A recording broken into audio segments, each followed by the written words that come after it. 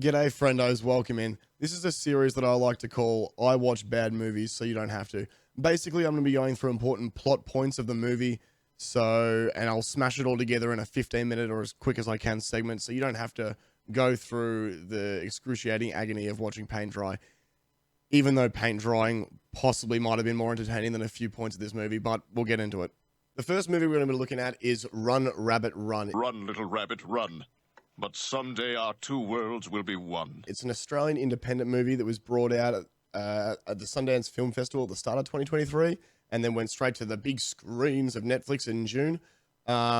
It's a story with basically two characters. Sarah and Mia is the daughter. And I've got to say, the opening scene already had me giggling. It was like 30 seconds in and I was already giggling because it reminded me of that really like art piece of Barney from The Simpsons when he does the "Don't cry for me, I'm already dead" thing. Don't cry for me, I'm already dead. So it was very obviously it was an independent movie just straight from the beginning. And I thought that set the tone for the entire thing. And I was comfortably shitting myself, to be honest, but yeah. So we start out, I think they're preparing for Mia's birthday. She's turning 7. You learn very early on that the dad and mum have separated. They had a jump scare like right at the start, and it was really weird because like it was just like a bang of a loud noise, and the mother and daughter both laughed, and I thought that was just fun and honest because like I feel like that'd be everyone's immediate reaction to like a actual real life jump scare real quick, just like, oh shit, what the fuck was that? Like versus like worrying some like axe murderers coming in and trying to eat your face. One of the two. Fast forward a few seconds, Sarah's picking Mia up from school, and Mia starts asking about Joan. She misses Joan, and Sarah asks, why do you miss Joan? You've never met Joan. Which, by the way, they've already introduced like fucking 14 characters and it's been 3 seconds. It's a lie, it's 6, but it's just annoying. They get home and they find a rabbit just sitting at the front door. Me asks, can we keep it? Can we keep it? And Sarah brings out a letter that was in the letterbox and she's all sus about it. So the father gets home for Mia's birthday and he's holding another kid, clearly to his new partner. They sit down, have a little discussion. He tells Sarah that they're trying for a new kid, and Sarah's all like, oh, that's very nice of you. The new partner comes over. Again, I can't remember a fucking name. I can't remember the father or the new partner's name. Father, new partner. New partner comes over and Sarah says, oh, I heard the good news. And then the new partner says, oh, yeah, it's great. The new hours and it's going to be, it's more money for us. And she goes, no, the new kid. And she looks at the father and goes, oh, we're trying for a new kid, are we? And that's hilarious. Then all of a sudden in the background, you can hear Mia screaming and they run in and Mia says the other kid hit her, to which Sarah starts yelling at the other kid saying, no, you can't bloody hit my son, daughter. And the new partner gets her back up. She's like, don't talk to my kid like that. Which I find to be a weird situation in general. Shouldn't everyone be saying no hitting? Like, I don't know. I thought it was a weird little scene. The mother, the new partner and the new child leave. And the dad goes there. The kid was a kid anyway, but didn't say anything or do anything. It was just a weird little scenario that happened there. After the party's now ended, Sarah's grabbed the letter, which I don't think we read it. I don't think we read it, but she grabs the letter. She reads it. We probably did read it. I wasn't paying attention. She read it. She threw it in the fire, and then goes into the backyard to find the bunny and release the bunny for some weird reason. The bunny bites her when she was trying to throw it over the fence, which every normal person throws it over the fence. But Mia was standing up on the top balcony, and she happened to see it. Oh, was she wearing that? I've forgotten. There was a point where she put on the bunny mask at some. I don't know. It's meant to be some portion of the movie. I'm not sure. It's meant to be some decent plot point, but like it doesn't really matter. But there's a mask of a bunny for some reason. Fast forward again to the next day. She goes to pick Mia up from school. The lady, the teacher that was meant to be. Sarah was late for one, but the teacher that was looking after her was just standing on the phone outside, just like, oh yeah, she was right here. And the whole time they start stressing out and looking for Mia because they can't find the child. She's just holding her phone, just like, it was just a really, again, weird. They end up finding Mia in a small tunnel, just like panting with the mask on, like a rabbit panting. It was real strange. I think Sarah at this point gets called into the office where she gets shown a whole bunch of photos that Mia's been doing. And on the back's like disturbing images of like, I'm not exactly sure. It was just like, you know, rabbit related things probably. And like just, you know, disturbing images that the child probably shouldn't be drawing. There's a little bit more secrecy around Joan and who Joan is now. I think Mia asks a couple more times about Joan. Where's Joan? I miss Joan. At this point, the mum is just annoying me. The actress, I honestly couldn't decide whether if Mia was, I don't know, not her daughter and she was looking after some random kid, or if the acting was so terrible, because there was this just utter disconnect, and like it just didn't feel like everything that the mother didn't feel very motherly. It wasn't just like, I don't know, it felt funny. So I couldn't decide whether it was terrible acting or just what it was. Sarah is now in the garage and looking through photos of belongings of her dead father. And she gets to a photo, and then Mia just all of a sudden pops out of nowhere and snatches the photo out of her hand. She's like, "It's me, it's mine, it's mine, it's me." And then, you know, the mum gets angry and just like, "Go to bed!" Which again, I just found it really weird. Like, I don't know, she's just arced up real quick. On the road again. They're going to go see Joan. So they go to see Joan, and immediately when they see Joan, obviously Sarah's very hesitant, but Mia runs straight up to Joan, who is Sarah's mother. And Sarah's mother has dementia, and she's like, "I knew you'd come back. I knew you'd come back, Alice." And she's like, "Yeah, it's me. It's Alice. What's up?" And then they have those little altercation, like they start hugging, and Sarah just rips her away from her. She's like, "No, we're not going." It's a whole thing with a crazy dementia patient. Once she finally gets Mia into the car, and she's screaming, "No, don't leave. I want to leave Joan. I want to leave Joan." Mia's still got her hand in the car, and Sarah just slams the car door straight on her hand. And it was just an epic scene. Like her face just immediately, and it was just an epic scene. Obviously, she takes her hand out and gets in the car and gets home, and she's like, I'm sorry. I didn't mean to slam your hand in the car door." And Mia just gets straight out of the car and just walks in. Apparently her hand's fine. Like there's nothing like too bad. But Sarah gets all weird and just stands there and staring at the car, and then puts her hand in the car door, then slams her own hand in the car door, and then just takes it out and walks it off like a champion. The kid starts now wanting to be called Alice, which is, you know, obviously, you know, we still haven't learned exactly who Alice is yet. She wants to be called Alice, and Sarah starts getting her back up, and like, I really was just thinking at this point, wow, the mother actually seems more insane than the little girl wearing the mask wanted to be called someone Alice. Like, I don't know if that's what they were going for at this point, but like, everything that happened was just so grr. Like, I can't explain it more than grr. Sarah decides to call her ex and, you know, to talk about it. The new partner picks up and she says, "Oh, old mate's not here now." And she's looking at her phone like, "Oh, did I call the right person? What is going on here?" I don't know. It was a weird little, I couldn't help but notice it. What? Caller ID? They talk about the past, and something happened, something like leaning towards something happened with Alice, and the father spoke about it, and Sarah starts going silent, like, it's all good.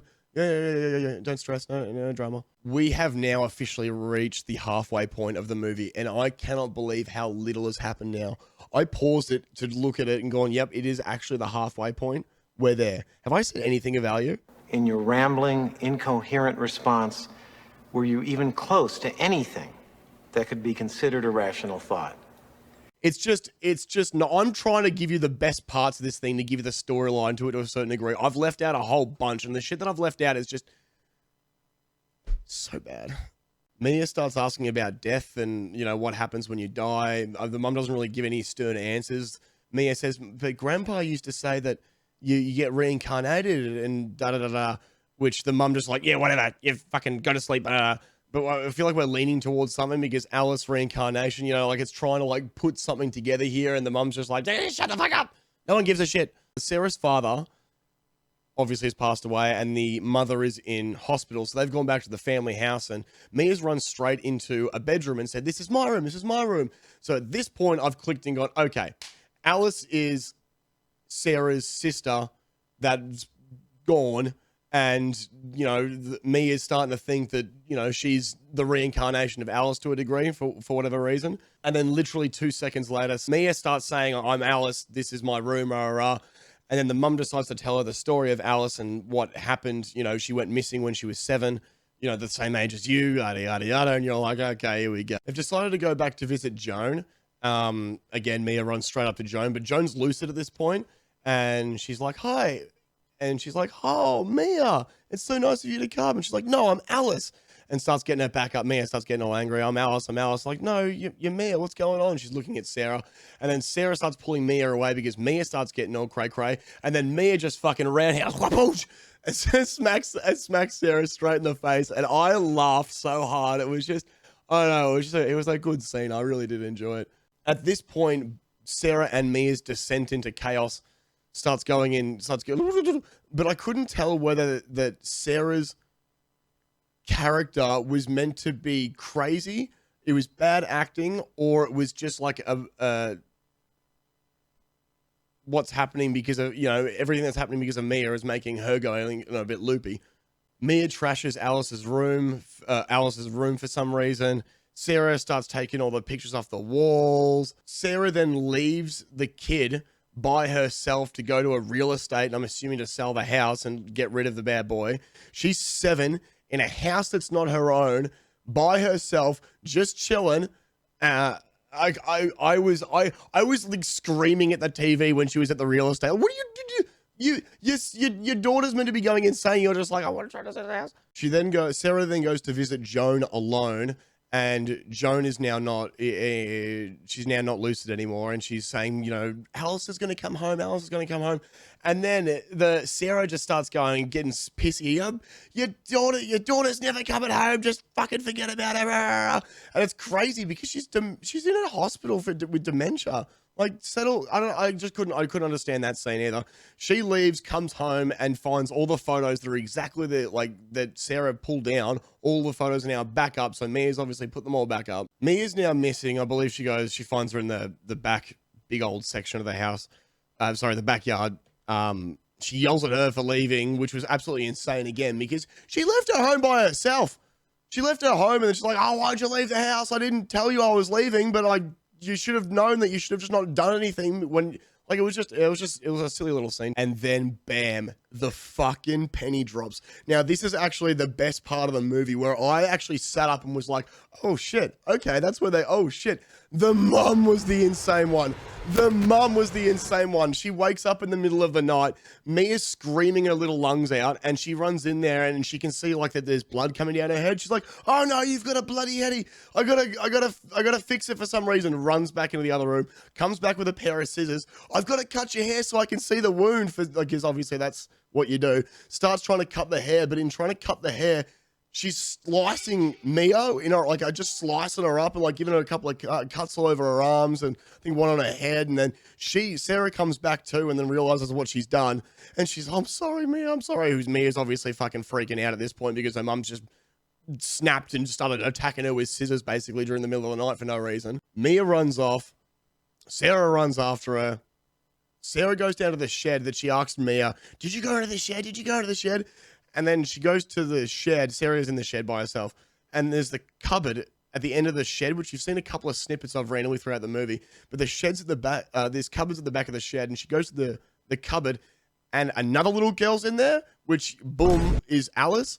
And she freaks out and starts strangling Sarah. And Sarah smacks her with a specific tool. I feel like that's a plot point as well. And then turns around and Mia's at the door, like looking at her, like, what the fuck are you doing? So I don't know whether she attacked Mia or whether it was just a figment of her imagination. But then she starts chasing Mia and she's like, I'm sorry, Alice. I'm sorry, Alice. And she's holding this fucking weapon, like chasing her like a fucking mad woman. It was all like, I don't know. It was all just coming together at one part. I was like laughing / crying / I was having a good time at this point. She chases Mia into her bedroom.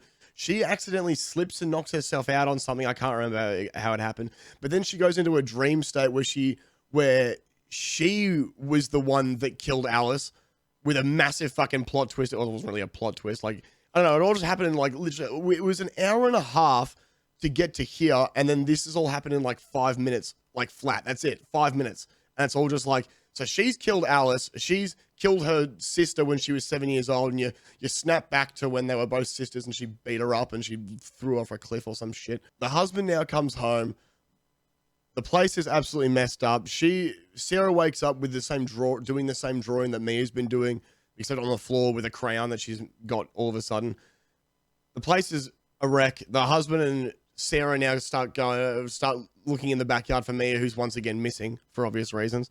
They find Mia in the, like, deep in the back in like a little rabbit hole, like doing a little panty rabbit thing. They bring Mia home. I think Sarah goes to visit her mum. I can't even remember what happens. I'm not telling her.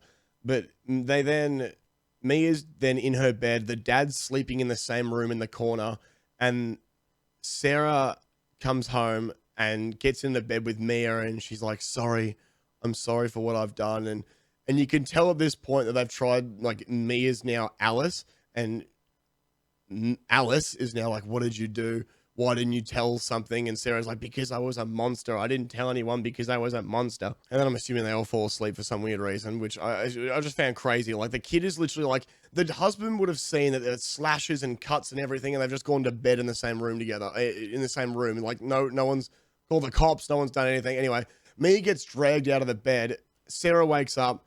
She tries to look for Mia. Mia's nowhere to be found inside the house. For some reason, she looks out the front window, and there's Alice and Mia just walking away into the sunset hand in hand, and Sarah's screaming at the window, no, don't. End of the movie. I was frustrated. It was an hour 45 or an hour and a half of a movie for 5 minutes of guts and glory, and like right at the middle part, I was absolutely ropeable. But yeah, that is literally my I watch bad movies so I don't have to. I hope you had a great time as much as I did. I'll be pumping out more of these subscribesies, and I'll see you on the next one, friendos. Good luck, good morrow, good day.